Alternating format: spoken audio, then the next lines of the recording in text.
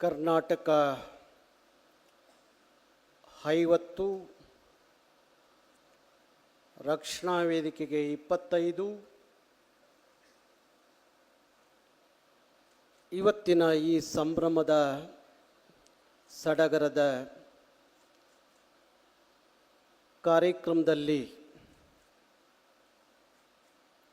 ಬಹುತೇಕ ಬೀದರ್ನಿಂದ ಹಿಡಿದು ಚಾಮರಾಜನಗರದ ಹೊರಗೆ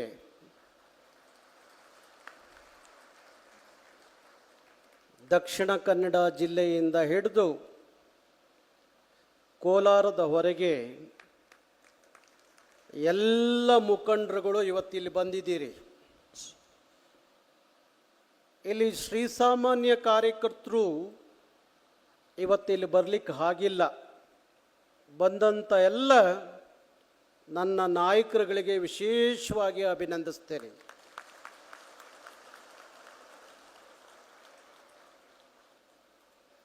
ಇಂಥ ಕಾರ್ಯಕ್ರಮದ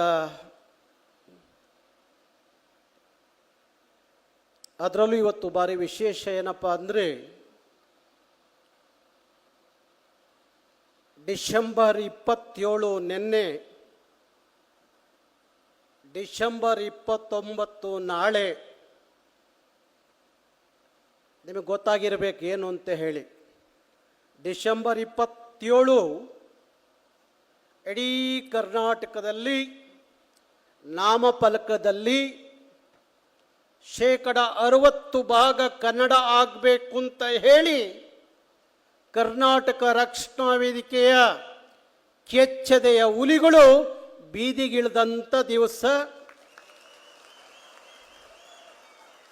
ಅದಕ್ಕಾಗಿ 16 ಕೇಸುಗಳನ್ನು ಹಾಕಿಸ್ಕೊಂಡು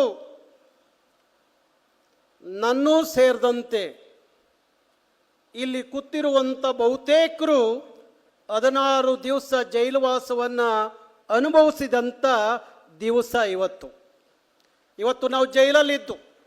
1 ವರ್ಷದ ಹಿಂದೆ ಡಿಸೆಂಬರ್ 28ನೇ ತಾರೀಕು 27ನೇ ತಾರೀಕು ನಮ್ಮನ್ನೆಲ್ಲರನ್ನೂ ಬಂಧಿಸಿದ್ರು.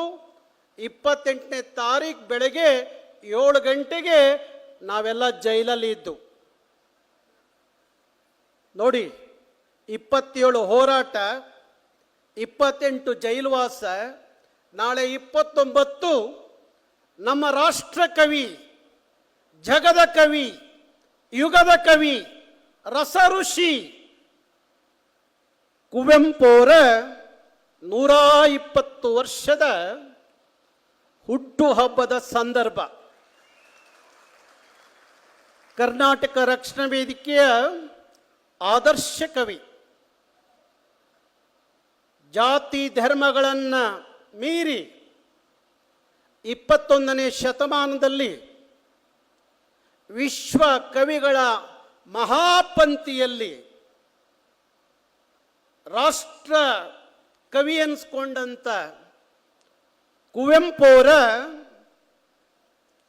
ನಾಳೆ 120ರ ಹುಟ್ಟುಹಬ್ಬದ ಕಾರ್ಯಕ್ರಮ ಒಂದು ಕಡೆ, ಡಿಸೆಂಬರ್ 27 ಕನ್ನಡಿಗರ ಪಾಲಿಗೆ ಇಡೀ ಕರ್ನಾಟಕ ಕನ್ನಡಮಯವಾದಂಥ ದಿವಸ. 28 ಇವತ್ತು ನಾವೆಲ್ಲ ಕನ್ನಡಕ್ಕಾಗಿ ಜೈಲಲ್ಲಿ ಇದ್ದಂಥ ದಿವಸ. ಬೇರೆ ಕಾರಣಕ್ಕೆ ಜೈಲಿಗೆ ಹೋಗಿಲ್ಲ ನಾವು. ಯಾತಕ್ಕಾಗಿ ಜೈಲಿಗೆ ಹೋಗಿದ್ದು? ಜೋರಾಗಿ ಹೇಳಿ ಇನ್ನೊಂದ್ಸಲಿ. ಕನ್ನಡಕ್ಕಾಗಿ. ಯಾಕೆಂದ್ರೆ ಅಲ್ಲಿ ವಿಧಾನಸೌಧದಲ್ಲಿ ಕೂತಿರೋರು ಬೇರೆ ಬೇರೆ ಕಾರಣಕ್ಕೆ ಜೈಲಿಗೆ ಹೋಗ್ತಾರೆ. ನಾವು ಅದಕ್ಕಾಗಿ ಜೈಲಿಗೆ ಹೋಗಿಲ್ಲ.